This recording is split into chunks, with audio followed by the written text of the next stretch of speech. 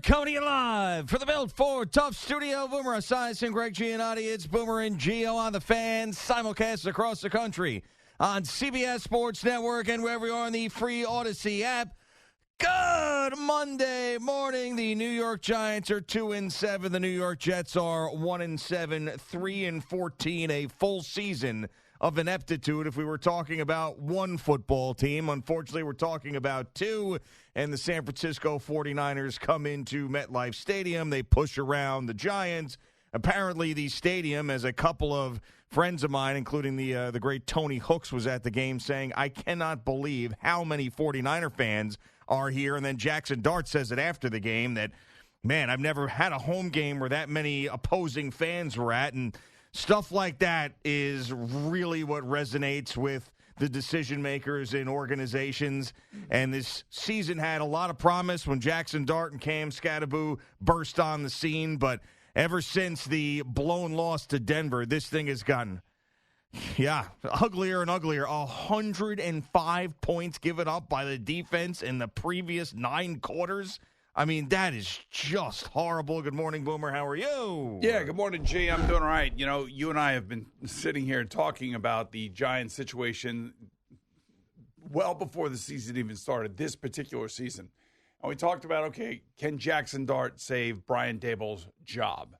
And we all thought, you know, if he played well and he brought some energy to the team and the team looked competitive, without question, I think we all thought that that could have been the case, especially after they beat Philadelphia in that Thursday night game. They come back, they collapse against Denver. They go out and they get hammered by Philadelphia again. And then yesterday it was a bunch of backups for the 49ers who were beating really the Giant backups. It was, it was injury central yesterday, except for Christian McCaffrey and Mac Jones. So, I've sat here for a long time, and we know when the winds of change are in the air. We know it. We know it, and it's an unfortunate thing to talk about, but you have to talk about it. I mean, Giant fans are just absolutely at a breaking point now, I believe, when it comes to the coaching staff and it comes to the GM staff. It is. I mean, you can feel it. You know it. I know it. We've been around here for a long time. We know when they start flying planes around the stadium and they start booing the team off the field, and there's more fans from the other team than there are your team, and people are selling tickets and sponsorships are going by the wayside, and nobody's re-upping for season tickets next year. This is when moves are made. And the Giant fan base, the collective mob that is the Giant fan base, is speaking loud and clear about what they want for this team. I mean, because for the guys who have season tickets that actually go to these games, and I have a number of friends that do this, the amount of just absolute disdain and disgust and embarrassment that they have for their team is evident to me every single text that they send me. And it's only gotten worse since the fourth quarter of that Denver game, because these last, what did you say, two games in one quarter, there is no fight on the defense. None. I mean, it is just basically a sieve. There's only one team in the league whose defense is worse, and that's the Cincinnati Bengals, and they've given up more points than the Giants have. Yeah, I mean, even this little burst in the middle of the season for the Giants wasn't enough for the Giant fan to go to this game and keep their tickets for this game. And I understand if things would have worked out differently in Denver, or they didn't get killed by Philadelphia, maybe they don't sell that ticket, but those things happened, and this regime's got some positive things on the resume, but just not enough wins. I mean, it's just once again we're sitting here at 2-7. So, yeah, the Malik Neighbors pick, unfortunately, he's hurt, looked like a great one. The Jaxson Dart pick looks like a great one. The Cam Scattaboo pick looks like a great one. But it's another Monday morning that we're sitting here talking about a Giants football team that is 2-7. And that just can't happen. I mean, and, John Mara said it. It didn't mean, John Mara at the end of the year last year, I always bring this up, he didn't give a playoffs ultimatum. He didn't say, you better win the division or these guys are done. All he said was, it was a pretty broad discussion, set of circumstances where he said, I just need to be feeling better about the team this time next year. And you had that moment, and now it's gone. Completely gone. And they did have that moment after they beat Philadelphia, and they had won a couple of home games, and all of a sudden you felt like Jaxson Dart was the guy that was going to I mean, you're asking a lot from a rookie quarterback. I mean, I don't know how much. Even Brian Daboll says after the game yesterday, there's no question that he's the leader of the team. Well, that right there is telling me that the GM did a horrendous job constructing this team. That. I mean, like you know, guys like Andrew Thomas should be more vocal. I don't know how vocal he is. You never know. Like I played with Anthony Munoz, one of the greatest players to ever have played the game. And the only time that he ever would really say anything is if you asked him to say something. Like he wasn't a guy he was just going to go about his business. And if you watched him and you followed what he did, you'd be okay. He would lead by example. Not everybody's a vocal leader, but obviously, Jack. And now what he's doing, and what I would be really, really worried about, is now he's trying to do everything. Now he's trying to run over people. Now he's trying to run into people. Now he's trying to, jack up the team and make them excited. And he is taking risks that he does not have to take, but he'll learn because, the last thing we want, I want to see him play the rest of the season. I want to see him play out, but I don't want him to get hurt. And, we talked about this about Scadaboo, too, the way that he plays. Now, the injury that he had isn't because of the way that he plays. It was a really unfortunate injury. But the way that he plays, to make it through 17 games, to play that way, that physical, is almost impossible in this league. So your two most important players, one is out for the season. The other one is starting to play literally like a reckless, maniac because he wants the fans to love him. He wants to win. I could see it. It's in his heart. And I could see the way that he's playing.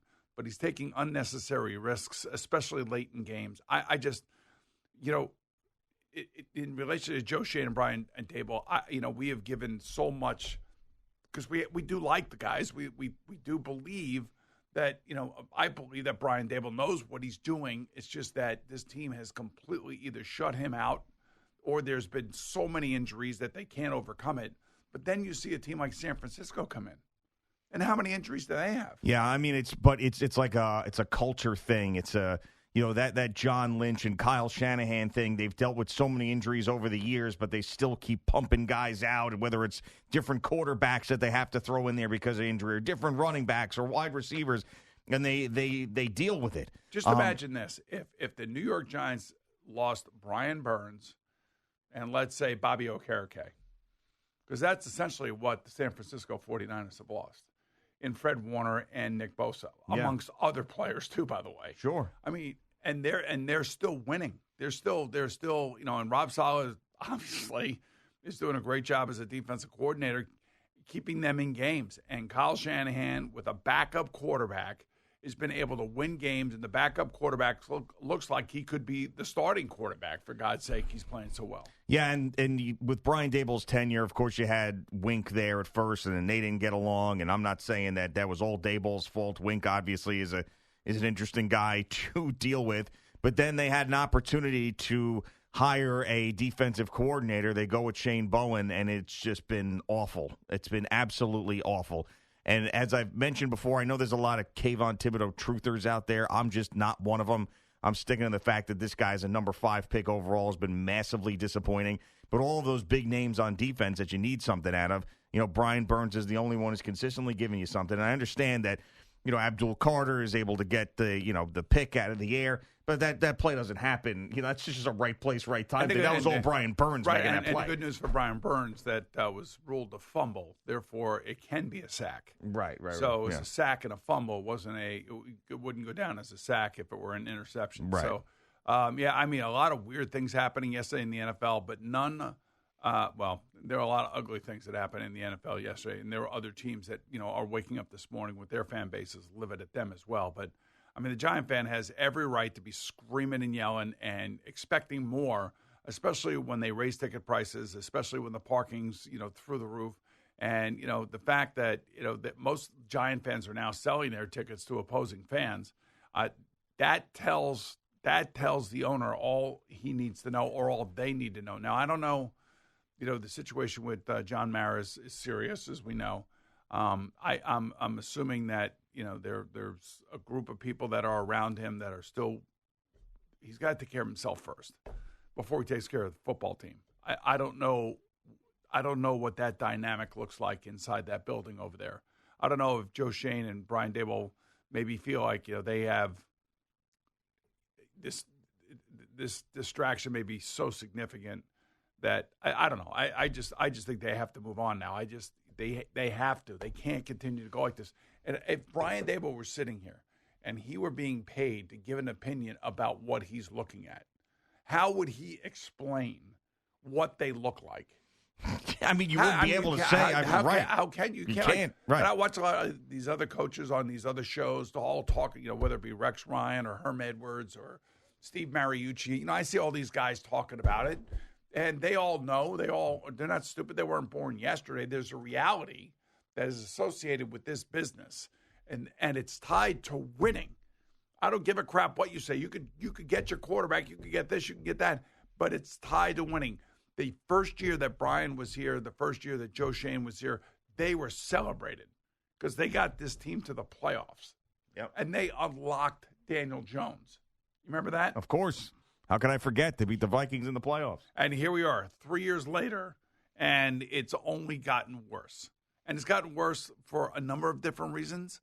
But the reality is over 30 points a game in the last 3 games, a collapse in Denver, no show yesterday against San Francisco, and now fans are just they've had it. They've had it. I mean, I hate to say it, too, because we have talked about liking Brian Daboll, liking Joe Schoen, wanting them to get another opportunity. He was on board with bringing them back at the end of last year, but there's going to be a lot to be excited about player-wise next year when Neighbors comes back, Scatterboot comes back. It's the second year at Jaxson Dart. There's going to be a lot of energy around the roster, but does that Giant fan that we talk about, are they going to be excited if the same coaching staff comes back? No, right. They won't be. That's the point. It's going to have to be. It's going to have to be a whole new direction, and it's going to have to be somebody that has got head coaching experience that the Giant fan can get behind and that they can respect.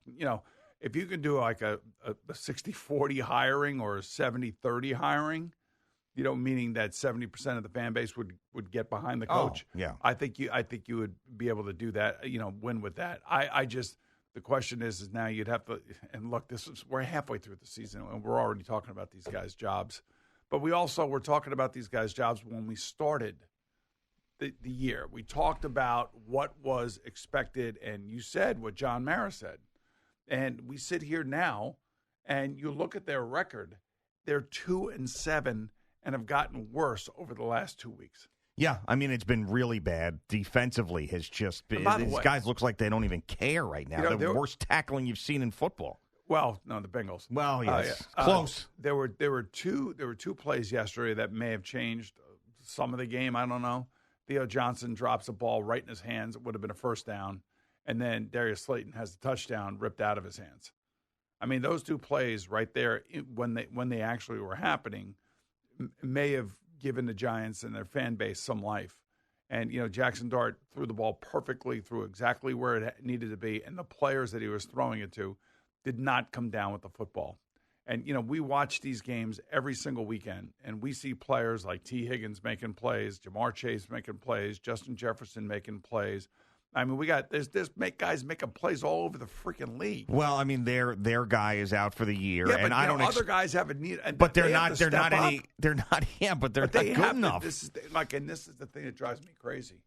Like they've had every opportunity to show that they belong at this level. Sure, every opportunity. You couldn't ask for more if you were those guys. If you were the receiving crew and you were the tight ends of the Giants. You have, and Jaxson Dart's making plays. He's still making plays, and he's still putting the ball where he's supposed to put it. And all of a sudden, they have forgotten how to catch the football. I'm sure that, in pregame warm-up, they're out there looking good, and they got everything going on. And then all of a sudden the game starts, and they drop the freaking ball because they're nervous. Yeah, I mean, and that's like what the issues that they had on offense. I mean, which were not nearly as bad as the issues that they had on defense, where – I mean, you don't like to say that a team is, checking out or stopping playing or whatever, but I mean, towards the end of that game, there was essentially zero effort in tackling. I mean, these guys were getting blown off the ball up front and then not even attempting to make a real NFL tackle, and Like, it makes you think, like, what are they thinking? Is the message not getting through from Shane Bowen? Is the message not getting through from Brian Daboll? Is the fact that most of these guys have been on this team for a long period of time, and it's another 2-7 season, and it's like, well, I just don't have it in me anymore. Like, what is it? But I mean, how do you completely just mail in a fourth quarter defensively? This is going to be another 8 weeks of a lot of coaches calling around the league, trying to hook on with new teams because it's coming. You could feel it. You feel the change is coming. It's not even – there's not even an argument anymore. Yeah, well. Really, I mean, I don't care. The Jaxson Dart could throw for 500 yards every single game from this point on. It's not going to make a difference. They'd have to essentially win out for the it's not going to make a difference. I mean, let's be real. If they won out, it would make a difference, but they're not doing that, obviously. I mean, look they got to go to Chicago, Green Bay, Detroit, New England. Now, Washington they have on their schedule, and Washington just lost Jaden Daniels late last night. If you didn't see it last night, don't see it. Don't see it. He had a dislocated left elbow. It's not his throwing arm, which is lucky, but I would be surprised if they bring him back at all this year. I mean, that was a. Well, I thought it was essentially confirmed that he was done for the rest of the year. I didn't. There's not. I didn't think there'd be any way. And by the way, he was in the game when the score was 38-7. Yeah. No, I know.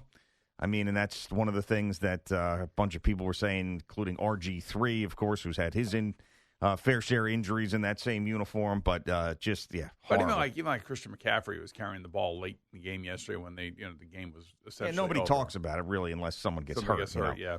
The other thing too is that this would have been an opportunity for the Giants because the Cowboys' defense is horrendous. The Washington Commanders have been bad. Let's face it, they've been bad.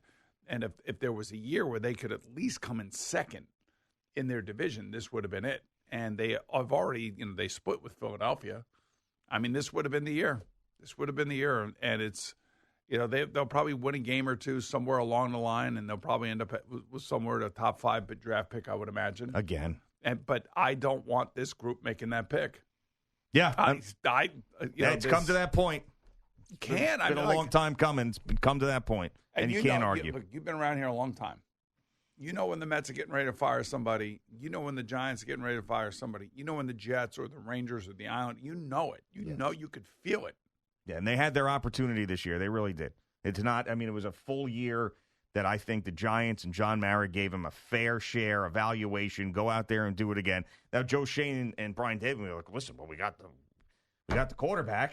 Isn't that the whole thing? To get the quarterback? No. Eventually, you got to start seeing some more wins. I'll tell you what, New England got the quarterback last year. They fired the coach, and they brought in a new coach, and look what they're doing.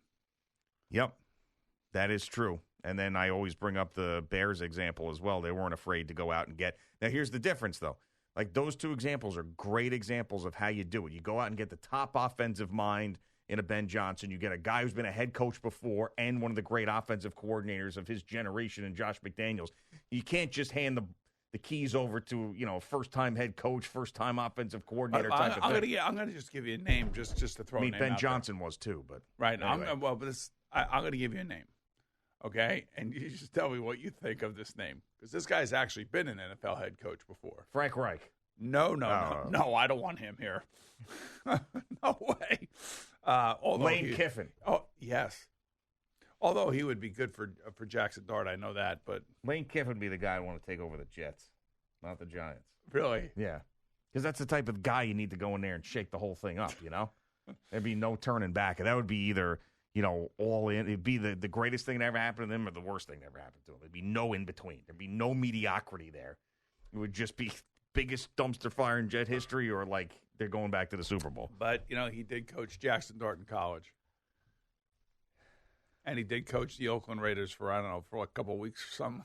Yeah, which led to the most bizarre press conference in the history of the NFL. Exactly. When now, R.I.P. Al Davis sat there with an overhead projector and went through every single reason why he fired Lane Kiffin in front of the media, which was just – I could watch it. Sometimes I do watch that, actually. Once a year, I'll just sit down and watch that press conference. I just throw that out there just because he was Jaxson Dart's head coach. I do not see that happening. Boomer Esiason advocates for Lane Kiffin. No, I do not. WFAN, former NFL morning man, says Lane Kiffin should be next coach of Giants. Man, I don't know. I don't know what to say right now. I mean, we talk about it, and we have to have words to describe it, man, but I'm just at a loss to explain what has happened to this team in 3 weeks.